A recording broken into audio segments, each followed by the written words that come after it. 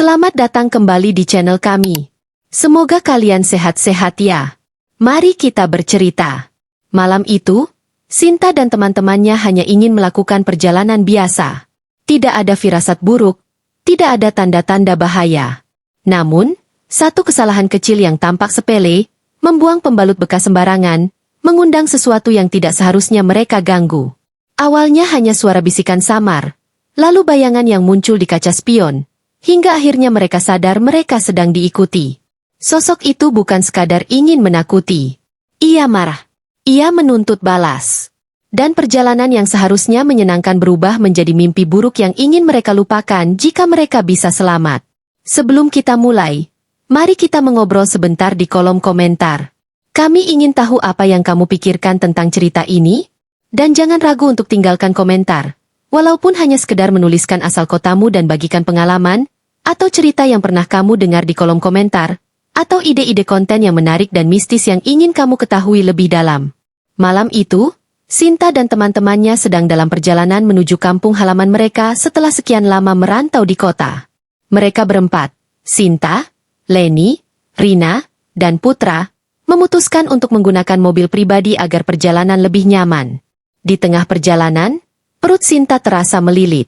Ia menyadari bahwa haidnya semakin deras, dan pembalut yang ia kenakan sudah penuh. Merasa tak nyaman, ia meminta Putra, yang sedang menyetir, untuk berhenti di tempat yang sepi agar ia bisa mengganti pembalut.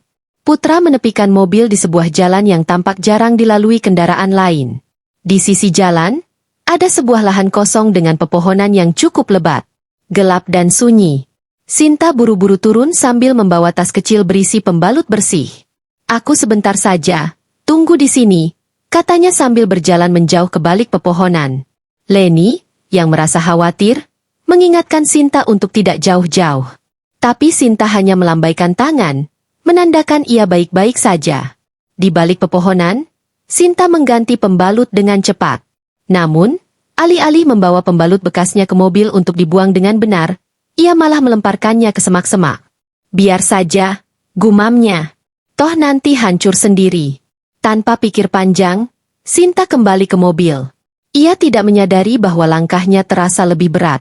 Udara di sekelilingnya mendadak dingin, dan suara serangga yang sebelumnya nyaring mendadak hilang. Setibanya di mobil, mereka kembali melanjutkan perjalanan. Namun, tidak lama setelah mobil melaju, sesuatu yang aneh terjadi. Putra, yang fokus menyetir, tiba-tiba merasa setir mobilnya semakin berat. Ia mengerutkan kening. Leni dan Rina yang duduk di belakang merasa ada yang tidak beres. Kalian dengar suara itu? Tanya Rina dengan nada gemetar. Semua hening. Leni berusaha mendengarkan lebih seksama. Dari arah belakang mobil, terdengar suara gemerisik, seolah ada sesuatu yang bergerak di bagasi. Jangan bercanda, Rin, sahut Sinta, meskipun ia juga mulai merasa tidak nyaman. Tiba-tiba, Putra menginjak rem mendadak. Ada apa? Teriak Leni. Aku melihat sesuatu di kaca spion. Jawab Putra, napasnya tersengal. Semua menoleh ke kaca belakang. Awalnya, hanya kegelapan yang terlihat. Namun, perlahan-lahan, sesosok bayangan muncul. Wajah pucat, rambut panjang acak-acakan, dan mata kosong menatap tajam ke arah mereka. Ia berdiri di belakang mobil, diam, tetapi auranya sangat menekan. Rina menjerit. Sinta menutup mulutnya dengan tangan gemetar. Sosok itu tiba-tiba melangkah maju, dan saat itulah mereka melihat sesuatu yang mengerikan. Darah mengalir dari tubuhnya, menetes ke tanah, bercampur dengan aroma anyir yang menusuk. Kalian sudah berbuat kesalahan. Suara itu bergema di telinga mereka. Lirih namun menakutkan. Sinta merasa tubuhnya melemas. Put, jalan lagi. Teriaknya panik. Putra mencoba menyalakan mobil kembali, tetapi mesin mendadak mati. Sosok itu kini semakin dekat, dan semua lampu di sekitar mereka tiba-tiba padam, membuat keadaan semakin mencekam. Leni menangis ketakutan, sementara Rina terus membaca doa dalam hati. Kalian sudah mengotori tempat ini, suara itu kembali terdengar, kali ini lebih jelas. Sinta teringat sesuatu. Pembalut yang ia buang sembarangan. Dadanya berdegup kencang.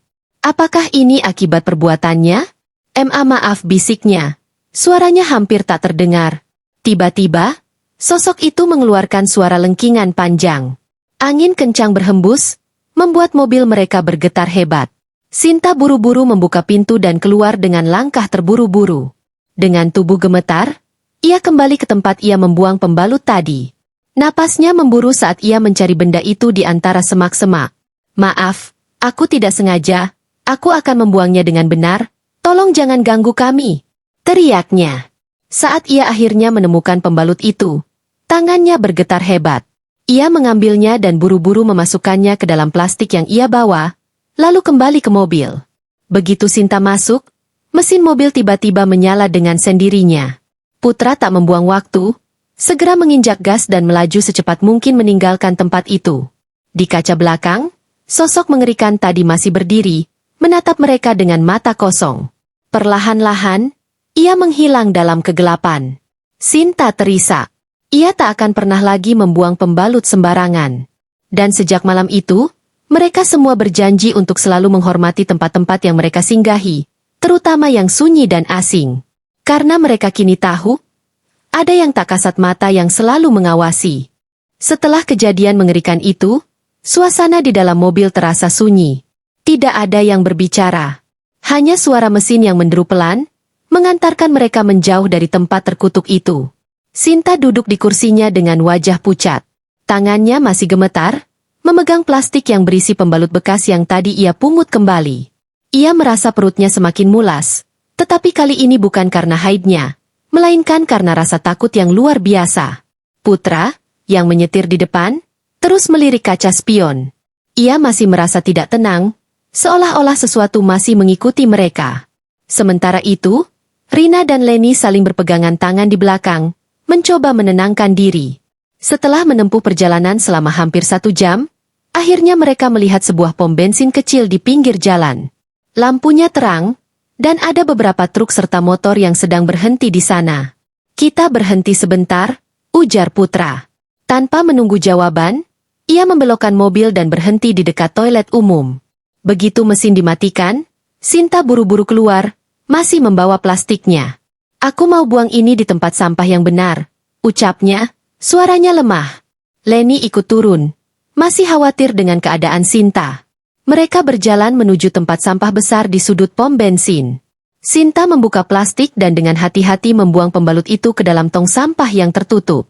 Ia menghela napas panjang, seolah melepaskan beban yang menekan dadanya sejak tadi.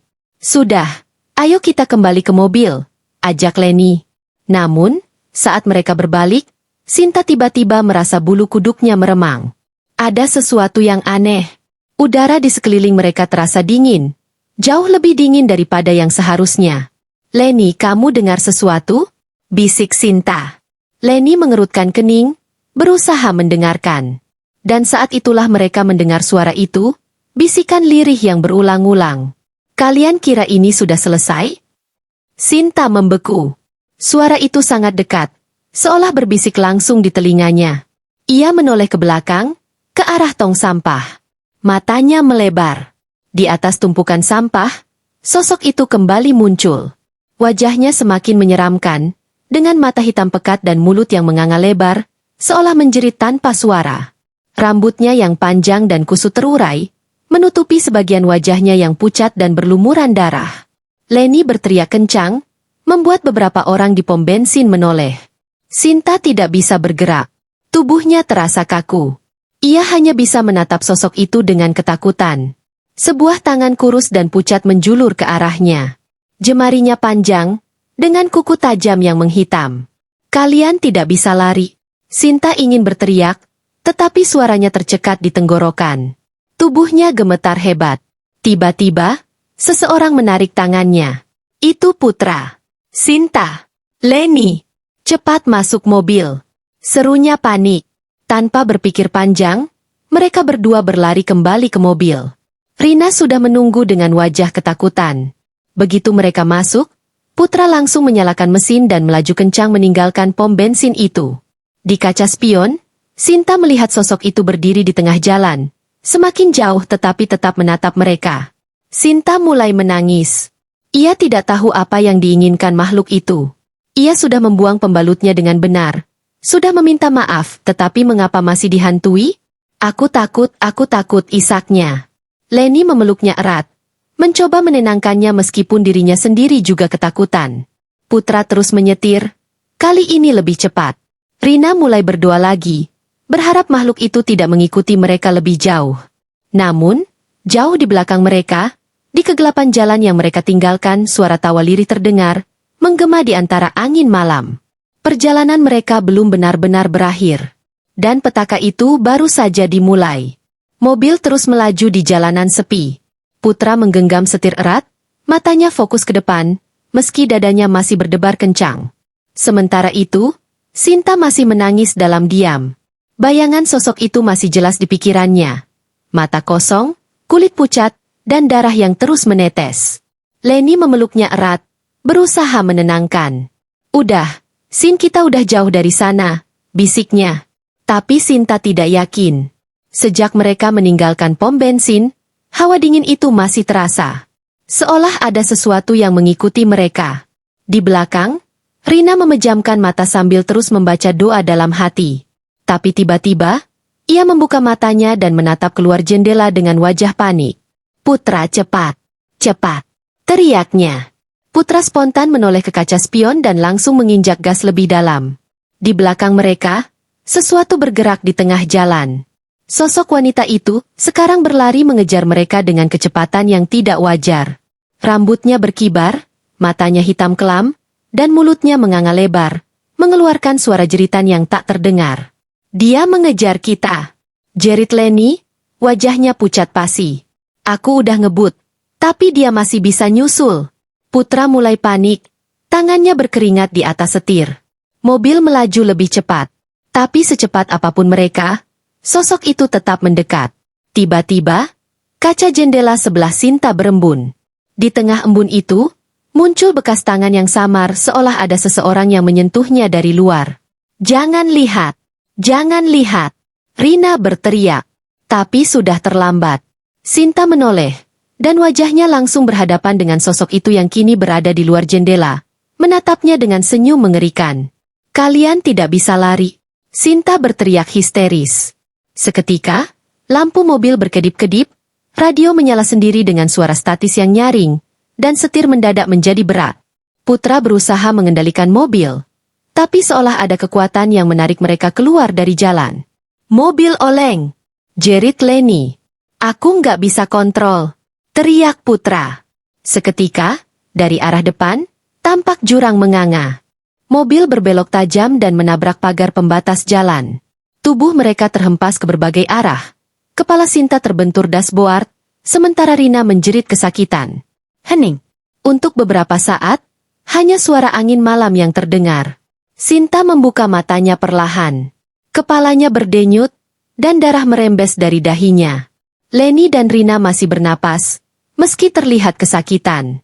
Putra, dengan susah payah, mengangkat kepalanya dari setir. Kita masih hidup? Gumamnya. Namun, sebelum mereka bisa merasa lega, sesuatu bergerak di depan mobil. Sosok itu kini berdiri di sana. Lebih dekat dari sebelumnya. Dengan wajah penuh kebencian. Dengan darah yang menetes lebih banyak. Dan dengan suara berbisik yang menusuk telinga. Kalian belum menebus kesalahan kalian. Tiba-tiba, semua lampu mobil padam. Dan malam pun kembali mencekam. Sinta hanya bisa mendengar suara napasnya sendiri yang tersengal. Kepalanya masih berdenyut akibat benturan. Tapi yang lebih membuatnya ketakutan adalah kehadiran sosok itu. Perlahan, lampu mobil berkedip sebentar sebelum mati total. Tapi dalam sekejap cahaya itu, Sinta melihat sosok wanita itu lebih dekat. Hanya beberapa langkah dari kap mobil mereka. Mulutnya menganga lebar, seperti menahan jeritan yang tak terdengar. Matanya hitam pekat, dan darah menetes dari sudut bibirnya. Tubuhnya kurus dan pucat, dengan pakaian compang-camping yang tampak basah oleh cairan merah yang menjijikan. Leni! Rina, bisik Sinta dengan suara gemetar. Leni menggenggam tangannya erat. Matanya berlinang. Rina mulai bergumam membaca doa dengan suara pelan, berharap bisa mengusir makhluk itu. Putra, yang masih setengah sadar di kursi kemudi, meraba-raba kunci mobil. Ia berusaha menyalakan mesin kembali, tetapi mobil hanya mengeluarkan suara batuk yang lemah. Cepat, kita harus keluar dari sini. Bisik Sinta, kali ini lebih keras. Tapi sebelum mereka bisa bergerak, sesuatu terjadi. Mobil tiba-tiba berguncang keras, seolah sesuatu yang berat menabraknya dari belakang. Sinta menoleh dan melihat dengan ngeri. Bagian belakang mobil penyok, seperti dihantam dengan kekuatan besar. Apa-apaan ini? Putra mulai panik, tangannya gemetar di atas setir. Guncangan kedua lebih keras. Mereka semua menjerit. Kali ini, kaca belakang mobil retak, dan dari celah itu, mereka melihat sesuatu yang mengerikan. Tangan pucat dengan kuku hitam panjang muncul dari bayangan, mencengkram kaca belakang. Lalu, dengan satu tarikan kasar, kaca itu pecah berkeping-keping. Angin dingin langsung menyerbu ke dalam mobil, membawa serta aroma anyir yang menyengat. Keluar! Segera! Putra berteriak. Tanpa pikir panjang, mereka membuka pintu dan berhamburan keluar. Sinta hampir jatuh saat melangkah keluar, lututnya lemas. Leni menarik tangannya, membantunya berdiri, sementara Rina menarik Putra yang masih berusaha mengendalikan napasnya. Tapi mereka belum sempat berlari ketika terdengar suara langkah menyeret dari belakang. Sinta menoleh dan langsung menyesalinya. Makhluk itu kini lebih dekat dari sebelumnya. Ia berdiri tepat di depan mobil, wajahnya berubah lebih mengerikan. Darah mengalir lebih deras dari matanya, seperti air mata neraka yang tak berujung. Tubuhnya bergetar, seolah menahan amarah yang luar biasa. Kenapa kalian membuang darah kotor itu di tempatku? Suaranya berbisik, tapi menggema di udara malam. Sinta merasa dadanya sesak. Kakinya seolah terpaku di tanah. Maafkan aku, bisiknya. Air matanya mulai jatuh. Tapi makhluk itu tidak peduli. Ia bergerak maju, dan dalam sekejap, ia berada tepat di depan Sinta. Tangan kurusnya yang dingin mencengkeram leher Sinta dengan kuat. Sinta terbatuk, matanya melebar ketakutan.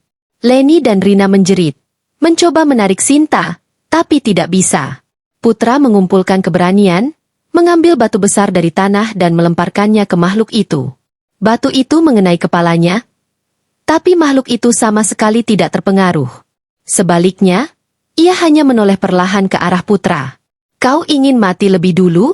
Seketika, tubuh Putra terpental ke belakang, seolah ada kekuatan tak kasat mata yang melemparkannya. Ia menghantam tanah dengan keras dan meringis kesakitan. Putra! Rina berteriak. Leni menangis histeris. Ia melihat ke sekitar, mencari sesuatu, apa saja, yang bisa menyelamatkan mereka. Lalu, matanya tertuju pada sesuatu yang tergeletak di tanah. Plastik yang tadi berisi pembalut bekas. Dengan tangan gemetar, Leni meraih plastik itu dan mengangkatnya tinggi-tinggi. Ini! Teriaknya putus asa. Kami sudah mengambilnya kembali. Seketika, makhluk itu berhenti. Matanya yang gelap melirik plastik di tangan Leni. Tangannya yang mencengkeram leher Sinta mulai melemah. Kami tidak sengaja. Kami tidak tahu. Leni melanjutkan, suaranya penuh ketakutan. Makhluk itu menatap mereka satu persatu, seolah menilai apakah mereka berkata jujur. Lalu, perlahan, ia mundur. Suasana mencekam perlahan mencair. Udara dingin berangsur menghilang. Dan untuk pertama kalinya sejak kejadian mengerikan itu dimulai, mereka bisa merasakan udara normal kembali. Makhluk itu menatap Sinta untuk terakhir kalinya. Jangan pernah ulangi kesalahan ini. Suara itu berbisik di telinga mereka sebelum sosoknya perlahan menghilang di tengah kegelapan. Mereka semua terjatuh ke tanah. Tubuh mereka gemetar hebat. Air mata bercampur dengan keringat. Tidak ada yang berbicara selama beberapa menit. Mereka hanya bisa saling menatap, memastikan bahwa mereka masih hidup. Setelah beberapa lama, Putra mengumpulkan tenaganya dan berdiri. Kita harus pergi dari sini sekarang, katanya dengan suara serak. Tanpa membantah, mereka semua kembali ke mobil. Dengan sisa tenaga yang ada, mereka melanjutkan perjalanan, meninggalkan tempat terkutuk itu untuk selamanya. Dan sejak malam itu, mereka belajar satu hal yang tidak akan pernah mereka lupakan. Bahwa darah haid bukanlah sesuatu yang bisa dibuang sembarangan. Karena di dunia ini, ada makhluk-makhluk yang menganggapnya sebagai sesuatu yang lebih dari sekadar kotoran manusia. Ada yang marah jika tempatnya dikotori. Dan ada yang tidak akan pernah membiarkan kesalahan itu begitu saja. Mobil melaju pelan di jalanan yang kini terasa lebih lengang. Tidak ada lagi kehadiran mengerikan yang mengikuti mereka. Tidak ada suara bisikan, tidak ada angin dingin yang menusuk. Hanya suara mesin mobil yang berusaha tetap stabil setelah insiden tadi. Sinta duduk diam di kursinya, masih bisa merasakan sisa-sisa cengkeraman makhluk itu di lehernya. Leni, yang duduk di sebelahnya, masih memeluk plastik pembalut bekas dengan erat, seolah itu adalah benda suci yang baru saja menyelamatkan nyawa mereka. Putra, meskipun tubuhnya masih terasa sakit akibat hantaman keras, terus menyetir dengan tenang. Sementara Rina menutup mata dan bersandar di jendela, masih berdoa dalam hati, berharap kejadian ini benar-benar telah berakhir. Perjalanan pulang terasa lebih panjang, tapi mereka tidak lagi tergesa-gesa. Tidak ada yang ingin mengulangi kesalahan sekecil apapun. Beberapa jam kemudian, mereka tiba di sebuah rest area yang lebih ramai, dengan banyak mobil yang terparkir dan beberapa warung makan yang masih buka. Lampu-lampu terang membuat mereka merasa lebih aman. Kita berhenti di sini dulu, kata Putra, suaranya lelah. Mereka semua turun dari mobil. Udara terasa lebih hangat di sini, lebih nyata. Setelah sekian lama dikejar ketakutan, mereka akhirnya bisa merasakan kelegaan. Sinta, ditemani Leni, berjalan menuju tempat sampah umum di dekat toilet. Dengan hati-hati, mereka membuang plastik pembalut bekas itu ke dalam tempat sampah tertutup. Kali ini benar-benar sudah selesai, kata Leni, mencoba tersenyum. Sinta menatapnya, lalu mengangguk pelan. Mereka kembali ke mobil, duduk di kursi masing-masing, dan menghela napas panjang. Aku nggak akan pernah buang pembalut sembarangan lagi, kata Sinta, suaranya lebih stabil sekarang. Kita semua belajar sesuatu malam ini, sahut Rina. Leni tersenyum kecil. Aku rasa kita memang harus lebih menghormati tempat-tempat yang bukan milik kita. Putra hanya mengangguk. Ia tak ingin mengingat lebih banyak lagi tentang kejadian tadi. Yang terpenting, mereka semua selamat. Setelah beberapa menit beristirahat, mereka kembali melanjutkan perjalanan. Langit mulai berubah warna. Fajar menyingsing perlahan, menggantikan kegelapan yang selama ini menyelimuti mereka. Dan akhirnya, setelah malam panjang penuh teror, mereka pulang dengan selamat. Membawa ketakutan yang tak akan pernah bisa mereka lupakan, namun juga membawa pelajaran berharga yang akan selalu mereka ingat. Terkadang, bukan hantu yang menakutkan, tapi kesalahan kecil yang kita anggap sepele yang bisa berujung pada petaka.